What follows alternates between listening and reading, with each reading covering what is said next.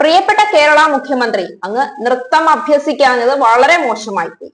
കുറഞ്ഞ പക്ഷം ഒരു മണിമുറ്റത്താവണി പന്തൽ കളിക്കാനെങ്കിലും അറിയുമായിരുന്നെങ്കിൽ ഇപ്പോൾ ആശാ തൊഴിലാളികൾ എന്നും പറഞ്ഞൊരു വിഭാഗം നടത്തിക്കൂട്ടുന്ന ഈ കോലാഹലങ്ങളിൽ നിന്ന് അങ്ങേക്കൊരു മുക്തി നേടാമായിരുന്നു. അല്ല, ഇതെന്തൊരു ന്യായമാണ് ആശ ചേച്ചിമാരെ. കേന്ദ്ര സർക്കാരിനോട് ഞങ്ങൾ സമരം ചെയ്യില്ല. ഞങ്ങൾക്ക് ഇൻസെന്റീവ് അല്ല കൂട്ടിക്കിട്ടേണ്ടത്, ഓണറേറിയമാണ്. ഇൻസെന്റീവ് കൂട്ടി തരാമെന്ന് കേന്ദ്രം വാക്കാൽ പറഞ്ഞിട്ടുണ്ട്. പോരാത്തതിന് ആ വാക്ക് ഒന്നുകൂടി ഉച്ചത്തിൽ പറയാൻ സുരേഷ് ഗോപിയെ സമരപന്തലിലേക്ക് പറഞ്ഞും വിട്ടു. പിന്നെ എന്തെങ്കിലും പറയാനുള്ളത് ഞങ്ങൾ വളരെ രഹസ്യമായി പ്രശ്നമൊന്നും ഉണ്ടാക്കാതെ നദ്ദയെ ധരിപ്പിക്കുന്നുണ്ട്. പക്ഷേ പിണറായി രാജിവെക്കണം. ഇതൊരു വല്ലാത്ത ന്യായമാണല്ലോ. സംസ്ഥാന സർക്കാർ പറയുന്ന വാദങ്ങളും നൽകുന്ന ഉറപ്പും ഒന്നും വിശ്വാസമില്ല. അതൊന്നും പോരാ, രേഖ എഴുതി ഒപ്പിട്ട് കയ്യിൽ കൊടുത്താൽ വിശ്വസിക്കും. പക്ഷെ കേന്ദ്രം ഒരു വാക്ക് പറഞ്ഞാൽ അത് ഉറപ്പാണ്. കിട്ടിയില്ലെങ്കിലും ആ വാക്ക് തന്നെ ധാരാളം. ഇനി അതൊന്നും ഇല്ലെങ്കിലും സാരമില്ല, സുരേഷ് ഗോപി വന്നൊരു ഡാൻസ് ഒക്കെ കളിച്ചു പോയാൽ അത് അതിനേക്കാൾ വലിയ ഉറപ്പാണ്. ഇത് പറഞ്ഞത് ഇന്ന് മാധ്യമ പ്രവർത്തകരോട് ആശാ പ്രവർത്തകരും അതിന് കൂട്ടപ്പിടിക്കുന്ന നേതാക്കന്മാരും തന്നെയാണ്. ഞങ്ങൾ സംസ്ഥാന സർക്കാരിനോടാണ് സമരം ചെയ്യുന്നത്. അത് ഓണറേറിയം കൂട്ടിക്കിട്ടാനാണ്. കേന്ദ്രത്തിനെ കുറിച്ച് മിണ്ടിപ്പോകരുത്. ഞങ്ങൾക്കൊരു പരാതിയുമില്ല.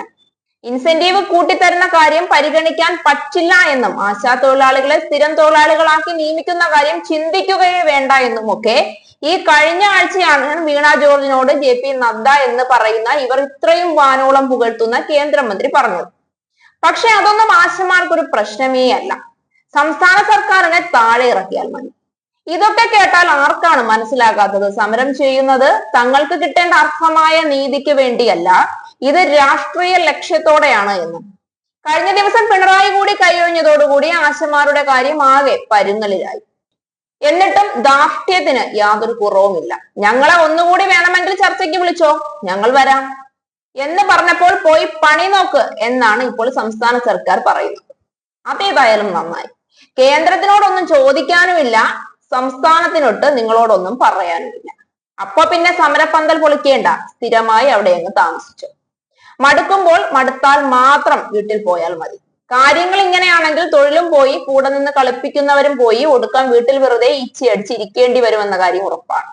പിണറായി വിജയന്റെ ഭാഗത്ത് നിന്ന് ഇനി അനുഭാവപൂർവമായ യാതൊരു സമീപനവും ഉണ്ടാകില്ല എന്ന കാര്യം ഉറപ്പാണ്. ഇതിനിടെ നാളെ ആശാ തൊഴിലാളികളുടെ സമരത്തിന്റെ മുഖം മാറുകയാണ്.